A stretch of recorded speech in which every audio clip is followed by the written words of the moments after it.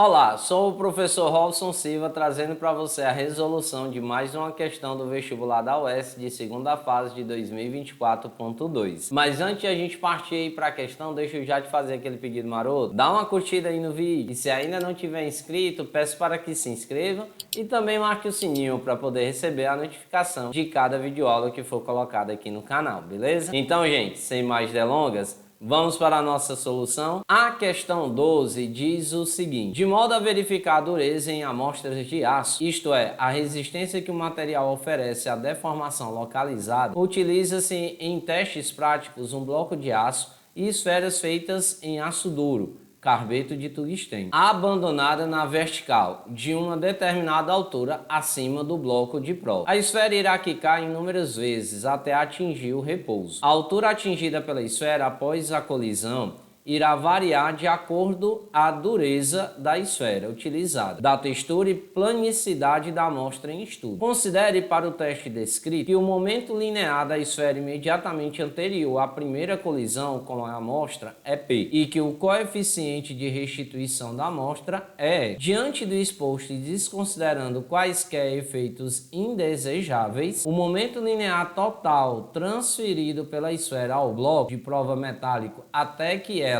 atinge o repouso é. Então, pessoal, essa questão aqui, gente, vou logo salientando, foi, de fato, na minha opinião, a questão mais difícil da prova. Robson, por quê? Porque a gente vai trabalhar com uma série de ferramentas, principalmente matemáticas. Mas antes de mais nada, já vamos começar aqui a entender o seguinte. Ele está falando na questão que ele quer exatamente o quê? O momento linear total transferido pela esfera ao bloco de prova metálica até que ela atinja o repouso. A gente não tem ideia de quantas vezes ela vai quicar, não é verdade? Robson, então já ficou complicado. Por isso que a gente vai ter que usar uma outra ferramenta matemática. O que a gente tem aqui é o seguinte: essa aqui seria a nossa primeira situação, que é a situação inicial. Aqui nós temos que a bolinha ela cai, chegou aqui embaixo, ela quica e aí ela volta. Só que quando ela volta, como parte do momento foi transferido exatamente para essa chapa que está aqui embaixo, o que vai acontecer? Ela não vai conseguir voltar até a altura anterior. Então ela vai voltar e vai chegar a uma altura um pouquinho mais abaixo. Essa aqui vai ser a nossa situação de número 2. Aí ela cai novamente, bateu de novo, vai subir. E aqui vai ser exatamente a situação de número 3. Aí depois ela vai descer novamente, vai bater e vai voltar. E aí nós vamos dizer que essa é a situação de número 4. E aí isso aqui, pessoal, continuaria infinitamente. Ou até chegar a zero, que uma hora vai chegar a zero por conta exatamente dessa energia que é transferida.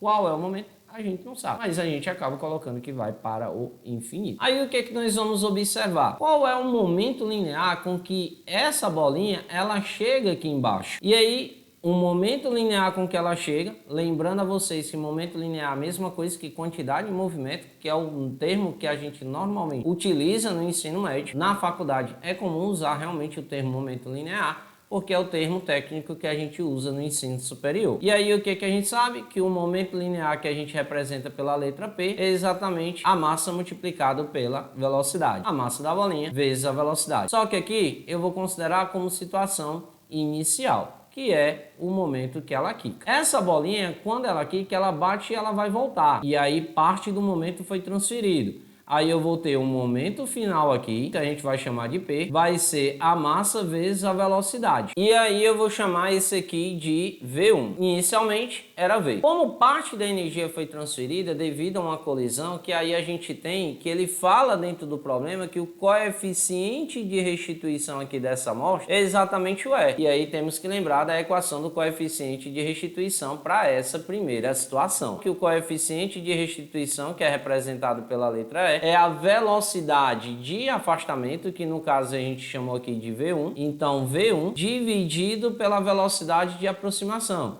que a gente chamou de V. Então, V1 dividido por V. E aí a gente faz a clássica multiplicação em cruz. Daí nós vamos obter o seguinte, que o V1 vezes 1 dá V1 igual ao coeficiente de restituição multiplicado por V. Então, o V1 nós conseguimos colocar exatamente em função de V, que é essa velocidade inicial da partícula quando ela chega, a bolinha, né, e no caso de carbeto de tungstênio, que é exatamente a velocidade com que ela chega a tocar. E aí nós vamos ter o seguinte, quem é a variação do momento nessa primeira situação? Vai ser o momento final menos o momento inicial. E aí nós vamos ter que essa variação do momento vai ser quem? A massa vezes o V1, que é a velocidade com que ele voltou, menos a massa vezes a velocidade. Só que aqui, pessoal, nós temos um detalhe. O sentido que ele está indo é para baixo. Para baixo é negativo, não é verdade? O que isso significa? Que a gente não pode deixar esse cara de forma positiva.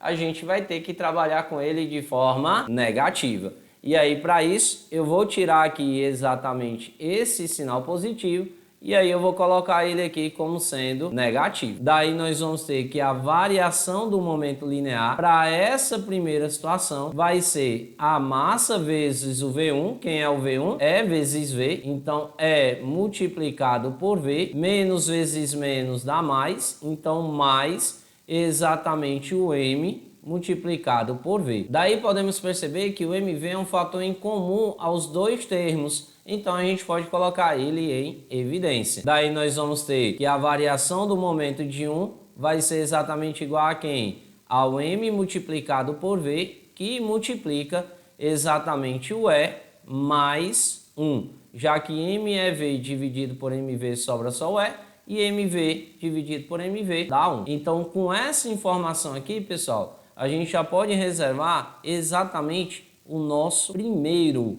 momento linear. Nossa, então a gente vai ter que fazer isso basicamente infinitas vezes?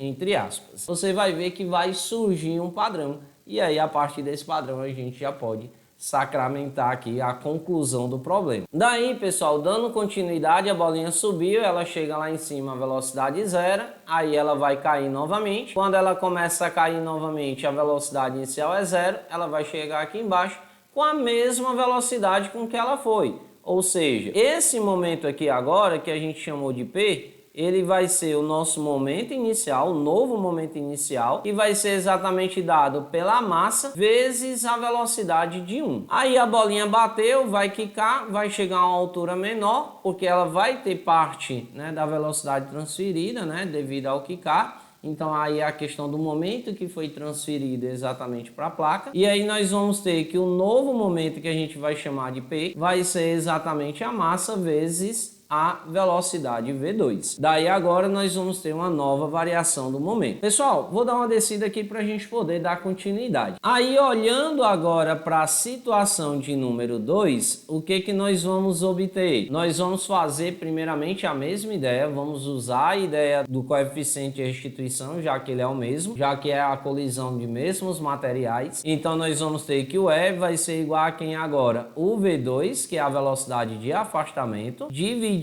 pelo V1, que é a velocidade com que ele se aproximou. Só que o V1 a gente já sabe que é multiplicado por V, não é verdade? Então a gente vai substituir. Aí vai ficar E igual a V2 dividido por E vezes V. Aí como não tem denominador aqui no E, subentende que vale 1 e a gente multiplica em Tom Cruise. Aí nós vamos ter então que o V2 vai ser E multiplicado por E, que dá E ao quadrado, vezes o V. Então, mais uma vez, conseguimos colocar em função de V. Aí, agora, vamos fazer a mesma relação da variação do momento. Vai ser o momento linear final menos o momento linear inicial. Daí, nós vamos ter que a variação do momento vai ser exatamente igual à massa. Quem é o momento linear final aqui, que foi o P? É esse cara aqui, ó. Então, M vezes V2 menos a massa vezes o V1. Só que agora, como ele está pro sentido para baixo, né? Agora a gente vai considerar negativo. Então vai ficar menos V1. Aí nós vamos ter então que a variação do momento vai ser igual a M vezes o V2, que é o E ao quadrado vezes V. Menos vezes menos dá mais, então a gente já coloca mais aqui. O M multiplicado por V1. Só que o V1 quem é?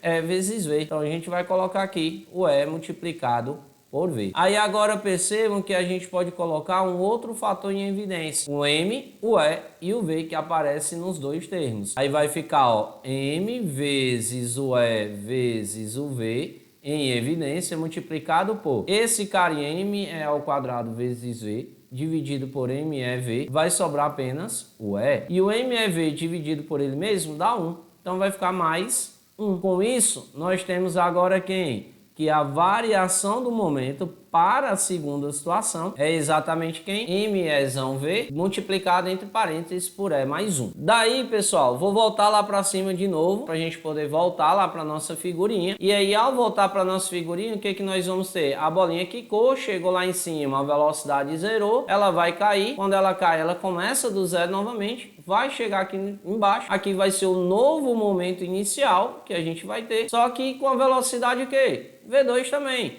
porque a V2 ela continua, não é verdade? A velocidade com que ela sobe, ela desce, não há dissipação de energia durante o deslocamento vertical. Então nós vamos ter que a massa vezes a velocidade V2. Já a bolinha ela volta com a velocidade que a gente vai chamar de 3 agora. Então nós vamos ter que o momento agora aqui, que é o momento final, vai ser a massa vezes a velocidade V3. Daí, pessoal, nessa situação que ele volta, a gente vai obter que o momento da volta vai ser exatamente a massa vezes a velocidade V3. Aí agora, vamos mais uma vez determinar exatamente o coeficiente de restituição. Vou subir aqui a página para ficar melhor aqui para a gente aproveitar o nosso espaço. Vou dar uma separadinha aqui, ó, para ficar mais tranquilo, para não ficar muito embaçado aqui os nossos cálculos. Aí nós vamos ter o seguinte, na situação de número 3, nós vamos ter o seguinte agora, o coeficiente de restituição vai ser quem? A velocidade de afastamento, que agora é V3, dividido pela velocidade de aproximação, que é o V2. Aí agora a gente vai novamente substituir, né? O coeficiente de restituição vai ser igual ao V3, e a gente ainda não sabe quem é, então a gente vai repetir, dividido pelo V2, que a gente já sabe quem é, que a gente fez aqui embaixo. Ó. Vai ser quem? O E ao quadrado multiplicado por V. Aí o denominador do E subentende que vale 1, multiplicamos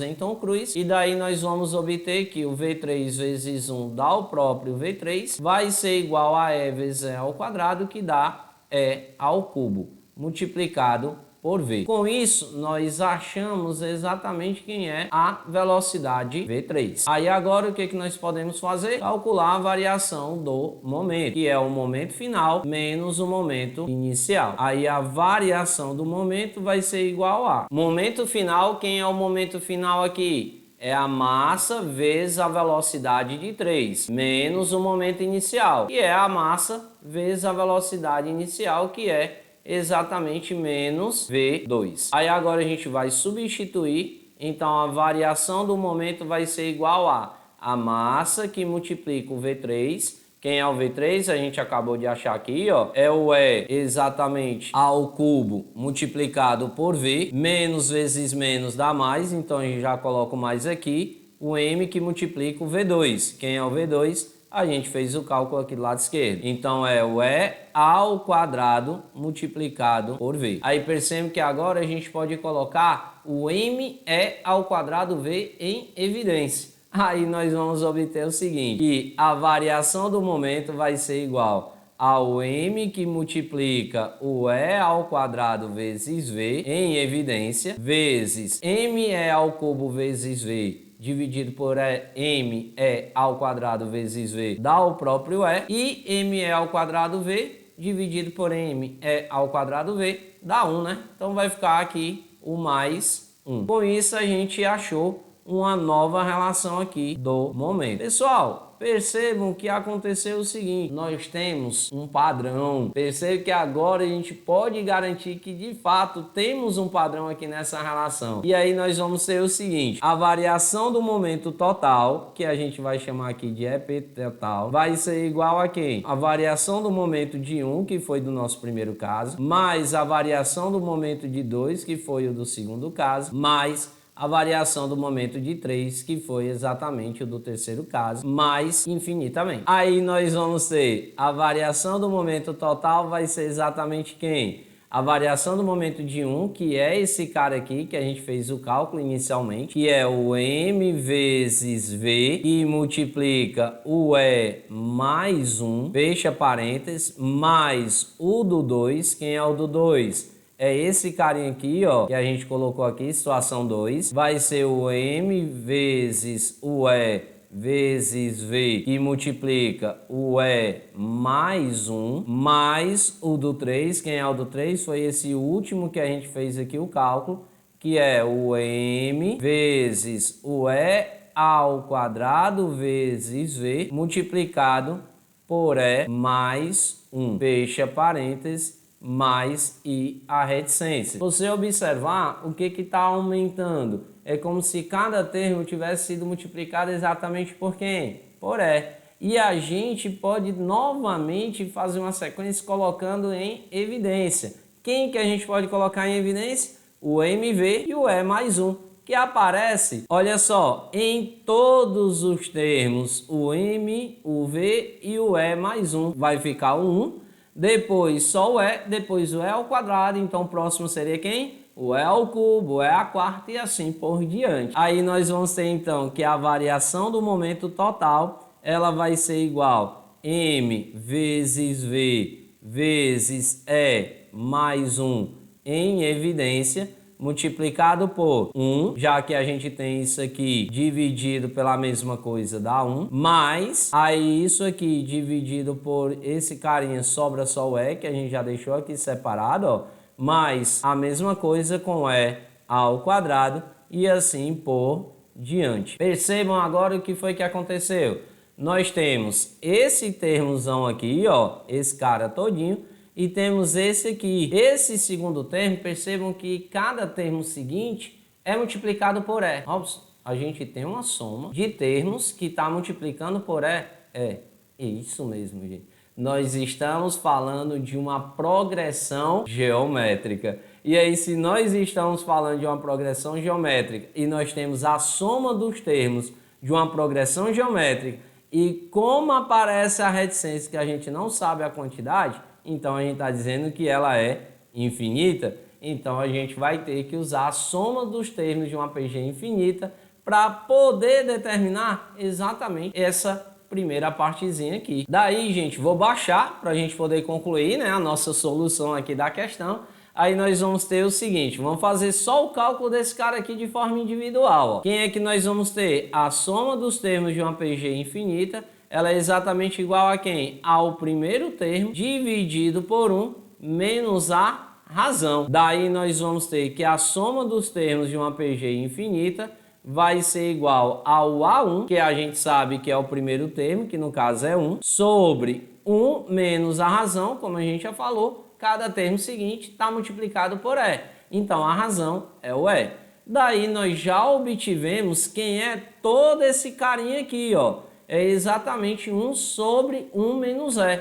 Aí a gente vai substituir. Aí nós vamos ter então que a variação do momento total, ela vai ser igual a... Aí antes de a gente substituir, pessoal, repara uma coisa. Esse cara aqui, que é o M multiplicado por V, é exatamente o nosso momento inicial. Vou voltar lá. Eu chamei de P0, mas na questão a gente pode chamar exatamente de P. Como a gente pode observar exatamente bem aqui, ó, ele coloca que é P. Eu tinha colocado P0, mas é tranquilo, é só a nomenclatura inicial. O importante é isso aqui, ó, que é a mesma coisa que é o M vezes V. Então, voltando lá para a nossa questão, para a nossa solução, nós vamos ter que esse MV é o P, então nós vamos ter no numerador o P vezes E mais 1, fecha parênteses, que multiplica quem? A soma dos termos da PG infinita, que é exatamente 1 sobre, abre parênteses, 1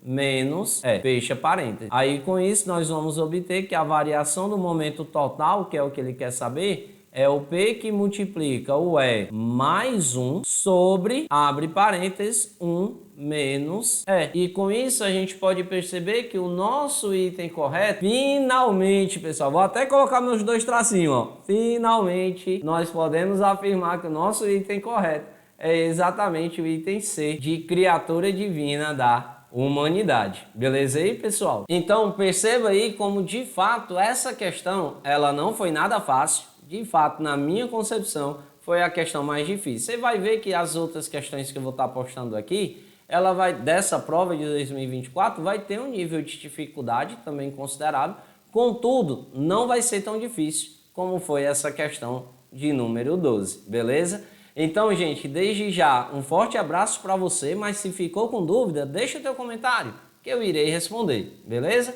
Então, forte abraço, fica com Deus, beijo no coração e até a próxima videoaula, se Deus quiser. Tchau, tchau, gente. Fui!